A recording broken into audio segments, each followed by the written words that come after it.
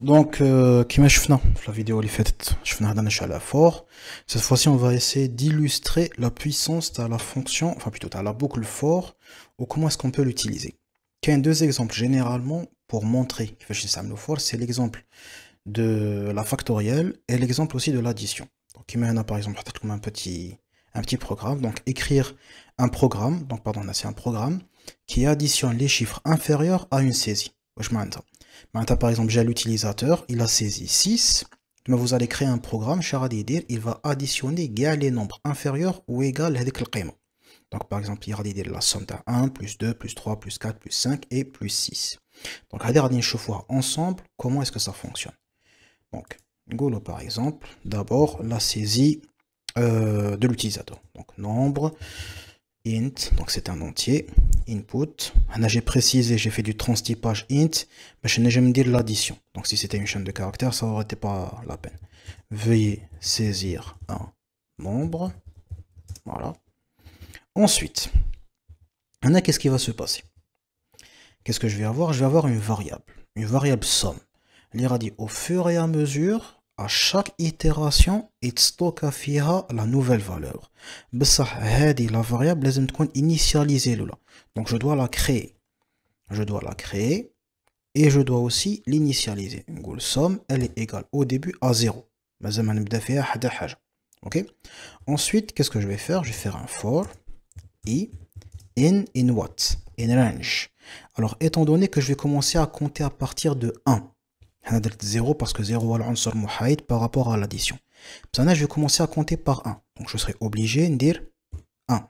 Donc, ça, c'est le premier paramètre في range. Ensuite, قلنا غادي نحبس ندير 1 plus 2 plus 3 etc. etc. وغادي نحبس هنا وين في le nombre qui est saisi. Sauf que quand on نكتب NBR, qu'est-ce qui va se passer? Le programme تاعي, par exemple, quand نكتب 6, شنو غادي يدير؟ غادي يحبس في الخمسة. يبدا من الواحد parce que j'ai précisé 1 et il va s'arrêter au 5. Donc on a غادي نقول له NBR plus 1. Chacun il prend en considération le nombre que je vais saisir. Ensuite, qu'est-ce qui va se passer? Donc là, je vais afficher un petit message. Print, qu'est-ce que tu vas m'afficher? Tu vas m'afficher donc, pardon, la somme, elle sera quoi? Plus i, elle sera égale à quoi? Elle sera égale à la somme, pardon, à la somme plus i. Ensuite, qu'est-ce que je vais faire? Je vais écrire somme égale somme plus i.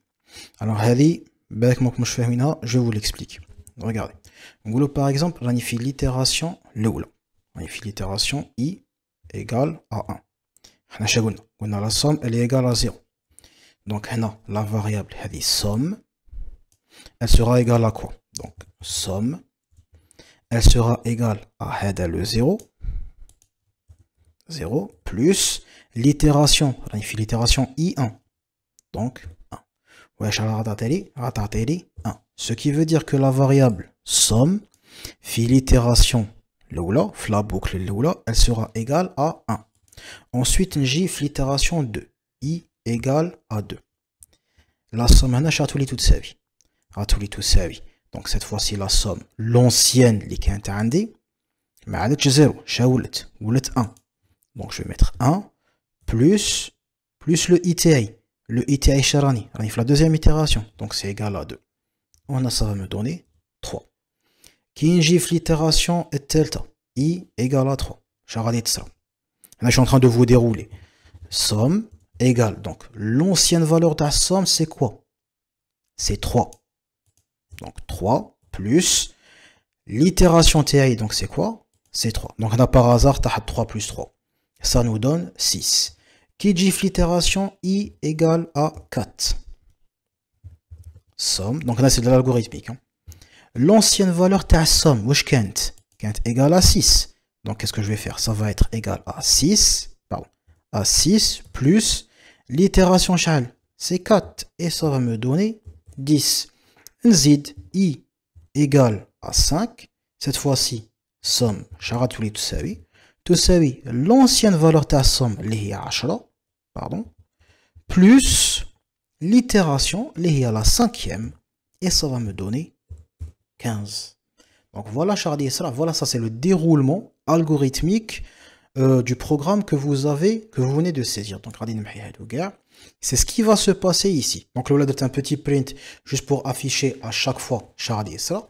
Et à la fin, en dehors de la boucle, on va afficher le résultat final. Donc, on va print. Voilà, print f. La somme totale égale a et entre guillemets somme. Maintenant, si j'exécute mon programme, qu'est-ce qui va se passer? Nekteb 5. Voilà, voilà comme tu vois. Qui met comme 0 plus 1, c'est égal à 1. 1 plus 2, l'itération.